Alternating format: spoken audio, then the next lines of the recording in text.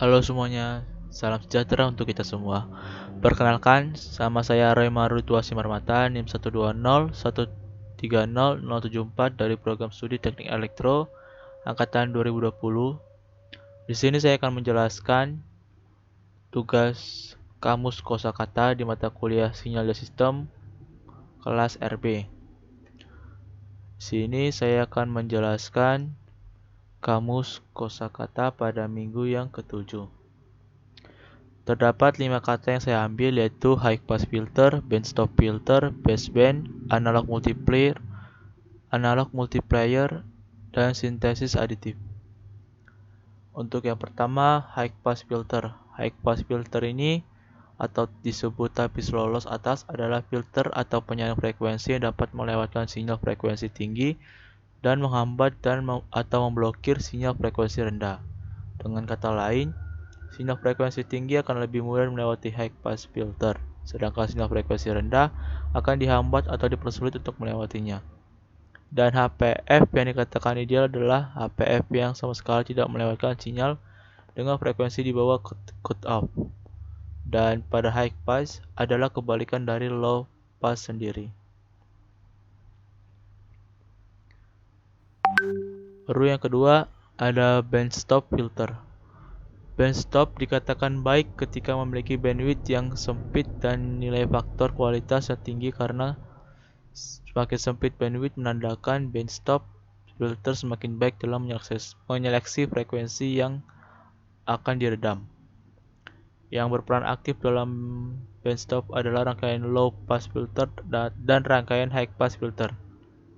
Frekuensi yang berperan sebagai frekuensi cutoff rendah, frekuensi cutoff tinggi. Fungsi bandstop biasanya digunakan pada HP untuk meredam noise, untuk radio yang berfungsi sebagai pengurangan statis, dan masih banyak lagi. Cara kerjanya ialah ketika arus dengan frekuensi rendah memasuki induktor, maka induktor akan berperilaku seperti saklar dalam kondisi tertutup sehingga arus tersebut akan diloloskan. Kemudian yang ketiga itu baseband. Baseband atau pita basis adalah sebuah metode penggunaan media komunikasi yang frekuensinya dilewatkan melalui suatu pembawa atau carrier untuk mengalirkan atau transmit data. Baseband adalah rentang frekuensi yang ditempati oleh sinyal yang belum dimodulasi ke frekuensi yang lebih tinggi. Istilah baseband berkaitan dengan sebuah type kanal di mana transmisi data hanya dapat dilakukan dalam satu kanal saja.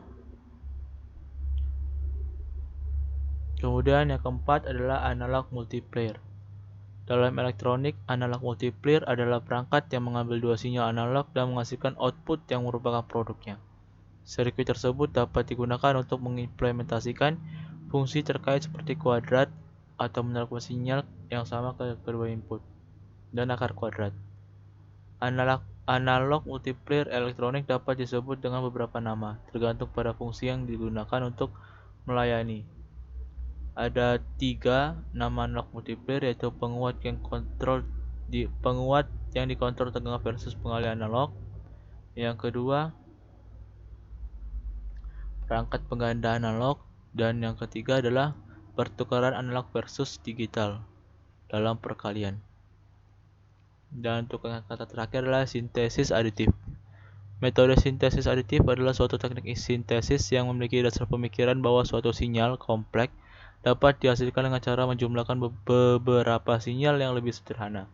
Sehingga dengan menggunakan metode sinyal aditif, jika semakin banyak sinyal yang dapat dijumlahkan, maka akan semakin banyak pula variasi sinyal kompleks yang dapat dihasilkan. Dalam aplikasi sintesis nada yang menggunakan metode sintesis aditif, sinyal sinus digunakan sebagai sinyal dasar yang akan dijumlahkan dengan beberapa sinyal sinus yang lain untuk menghasilkan sinyal yang lebih kompleks seperti sinyal kotak, segitiga, dan gigi gergaji.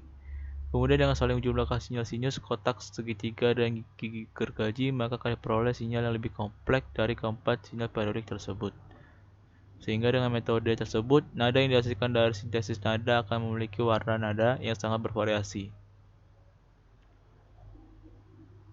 Dengan artikel ini kita sudah memiliki banyak wawasan baru untuk kepengetahuan diri kita. Karena dengan tugas kosakata ini kita dapat memahami dari pengertian, sejarah, bahkan penemunya. Dan juga kita dapat memahami prinsip kerja dari alat-alat yang kita cari untuk sebagai wawasan kita. Baiklah, sekian dari video yang dapat saya sampaikan. Semoga bermanfaat untuk kita semua. Sekian, terima kasih.